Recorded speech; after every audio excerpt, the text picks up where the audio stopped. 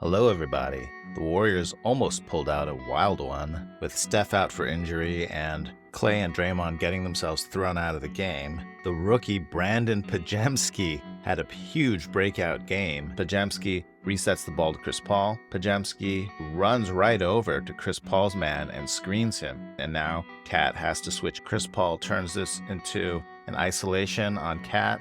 Even at his age, he can probably dribble around Cat, but Gobert is sitting here in the paint. So instead, Chris Paul goes for the ball fake, then sidestep into a three.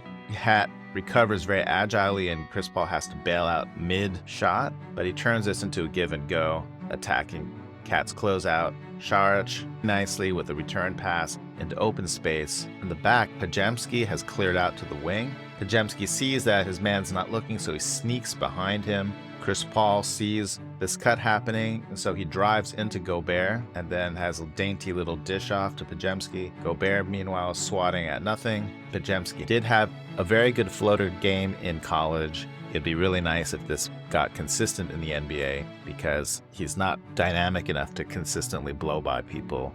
The Warriors like to have Podziemski in this curling movement on the left side. Looney sets a nice screen, gives Podziemski just a little bit of space. Cat is going to play a drop defense. The big doesn't respect his shot, and he has to punish on these little pull-up threes. I like Podziemski's quick decision-making on this play. He surveys the situation, sees that his apparent defender is playing off of him. He's going to turn around and immediately go to screen Cory Joseph's defender. Podziemski throws the thumb over his shoulder in the universal sign of, come hitch a ride on my screen. And then he's going to offer this flare screen for Cory Joseph. But when he sees that that's not happening, he immediately switches into, we've got to bust this zone mode. So in a 2-3 zone, there's an enormous space in the middle.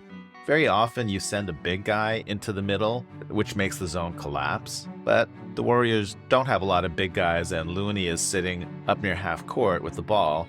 So Podziemski tries to be the next best thing. He flashes right to the middle of the zone. In the meantime, GP2's in the corner.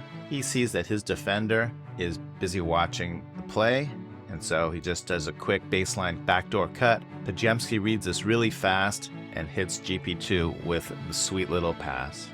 This turns into a dribble handoff, with Trayce setting the instant screen. Gobert is playing drop defense. This is a good screen that's going to give Podziemski a step on his defender. Let's see if the floater's still working today, and it is. The Timberwolves respond by attacking Podziemski in the pick and roll. Gobert comes over to set the screen. Podziemski goes under. It forces Trayce to switch onto slow-mo, and now Podziemski is in a serious mismatch. The first thing he has to do is to prevent Gobert from catching a lob and dunking him into the ocean. He does that by just getting in Gobert's way and just trying to physically wall him off from getting to the paint. Trayce will make a great contest, and this layup is fated to miss, but watch the hand-to-hand combat on the backside here. Podziemski still has the problem of Gobert coming over and getting the offensive rebound on him and performing said dunking into the ocean. And so Podziemski immediately goes into box-out mode, and he knows he's got to box him out far enough away from the basket that Gobert can't just lean over and tip the ball in. Podziemski is like a mongoose scrapping against a huge venomous snake, or like a really tall snake, or some small scrappy animal fighting against a bigger animal. Clearly I have to work on my metaphors. Pokes the ball away, and Trayce goes out of bounds to save it. There's only 8 seconds on the shot clock. Instead of going ISO, I like how these three guys improvise a zoom action. GP2 is going to signal to Podge, say, hey, come and get the screen, so Podziemski can have room going into this dribble handoff. But now that Podziemski has shown that he can hit the pull-up three here and the floater from the free throw line, Gobert plays up slightly more. Gobert's trying to split the difference. He's got one hand out to deter Podziemski's shot.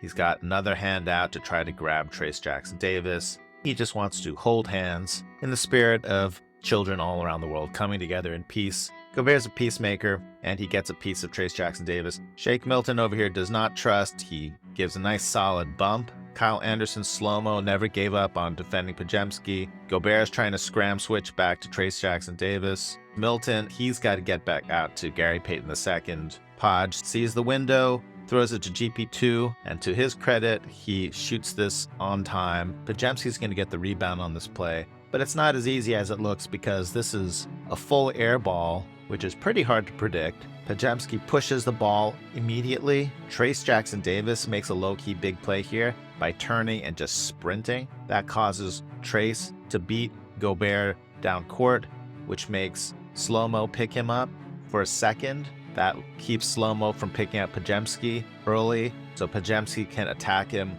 off balance with a quick crossover. Trayce Jackson-Davis, he realizes that Podziemski is actually driving, and this is the second low-key great play from Trayce. He does a quick inside screen on Gobert, which clears a running lane, and Podziemski goes right into the seam. I can't resist talking about the extremely calculated bank shot three from Podziemski. Kerr calls the play from the sideline. He's not making air quotes or being passive aggressive. He's actually calling 22 baseline out of bounds play.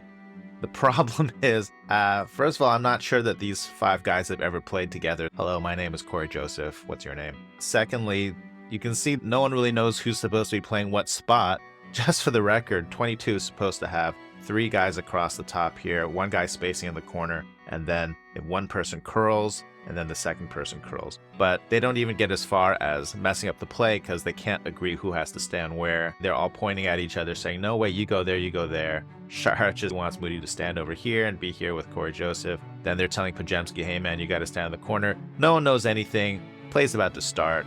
So Saric says, you know what, screw it. I'm just going to stand over here, give Kuminga a place to inbound. Podziemski says, when in doubt, let's screen. He offers a screen up for a Kuminga cut, or also tries to pile drive his own man into Kuminga's man. A good try. Podziemski says there's going to be a shot within the next 1.69 seconds, so I'm going to just keep my inside position here. And Podziemski's constant attention to boxing out detail means that when everyone and their brother comes after this ball, it's going to squirt free, and Podziemski's going to still have inside position on everybody, which means when Cat stumbles out of bounds, instead of being able to save the ball to one of his teammates here, Podziemski's just sitting here waiting to intercept. So, thank you very much for returning my property.